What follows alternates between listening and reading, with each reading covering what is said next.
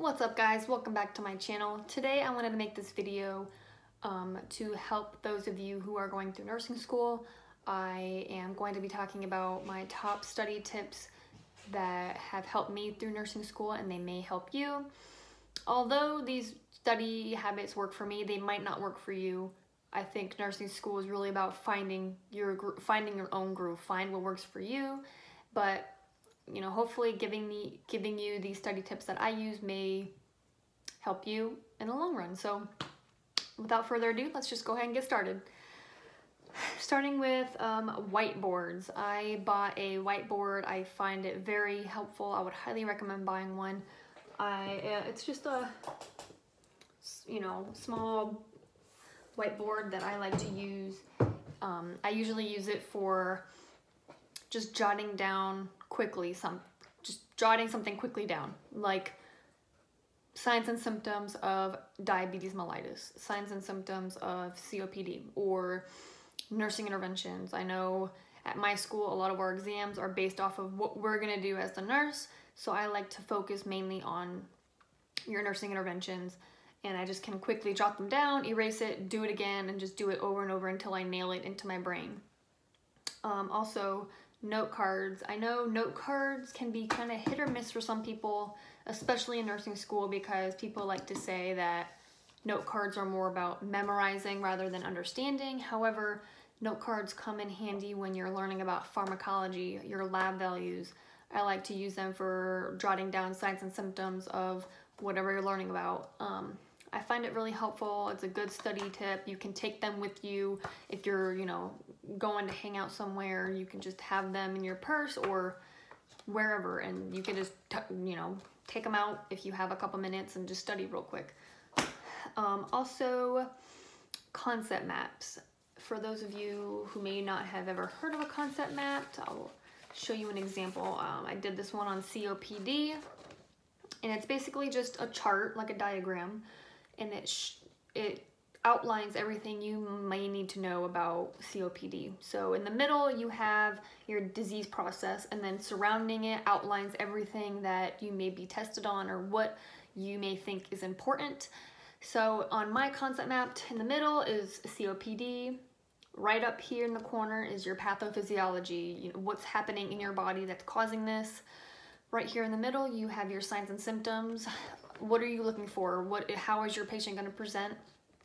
Right over here you have your diagnostics and your labs. Make sure you write your lab values over here, what they're going to look like if they are presenting with COPD, diagnostics, how is their chest x-ray going to appear.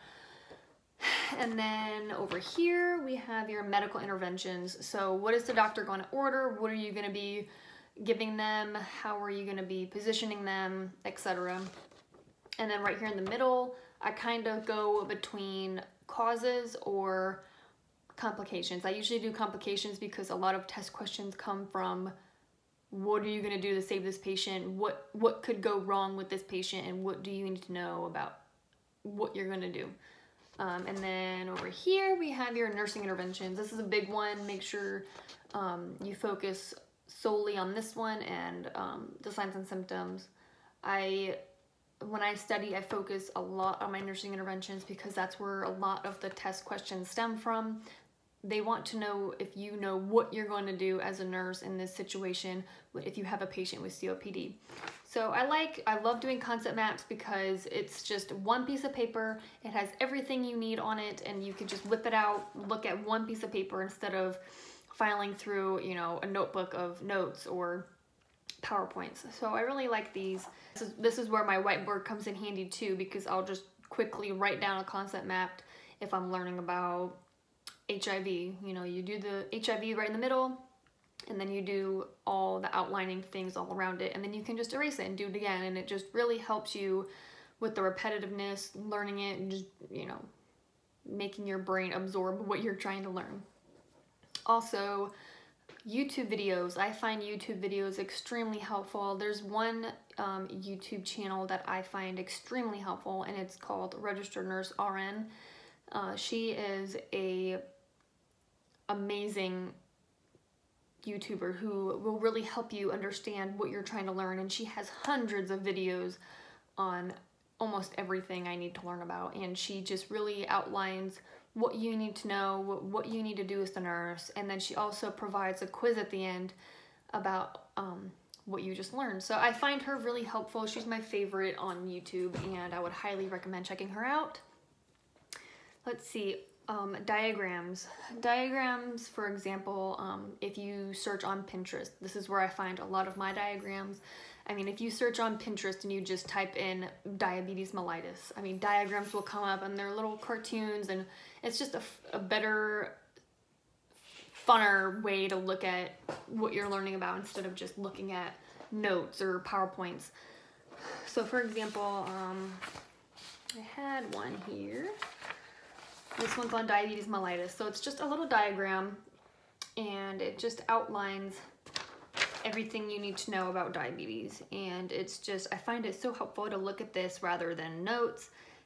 And they have so many on Pinterest about really almost anything you're learning about. So I find that helpful. I like to print them out and keep them with my other notes, and I find it just a better, different way to look at things. Also, this might be different for some people. I know this doesn't usually work for me, but it works for a lot of people that I do know, and that is study groups. However, study groups aren't my favorite thing. I like to study by myself. I feel like I'm more efficient on my own. I can just do my own thing and be in my own world when I'm studying. I like to be in my little office and just quiet peace, and I don't have to worry about anybody else confusing me. However, if you do enjoy study groups, I would highly recommend limiting them to 2 or 3 people. When I do go to study groups, I usually try and limit them to 2 to 3 people, and I do find them helpful in some ways because a lot of the times you're bouncing ideas off of each other's heads, you know, you're bringing it all together, and they might know something that you may not have recognized. So I do find that helpful in that aspect. However, I do prefer to study on my own, but I know a lot of my teachers highly encourage you to participate in study groups, but you know, like I said, whatever works for you, just go with it because you can't miss a beat in nursing school. Lastly, my school offers tutoring. We get free tutors, and the tutors are actually nursing students that are also going through the nursing program. You know, if you're in 3rd semester and your tutor is a 4th semester student, they have already been through that semester, and they can help you and kind of give you pointers on what to look for, what questions they might be asking, and what really to focus your study on. So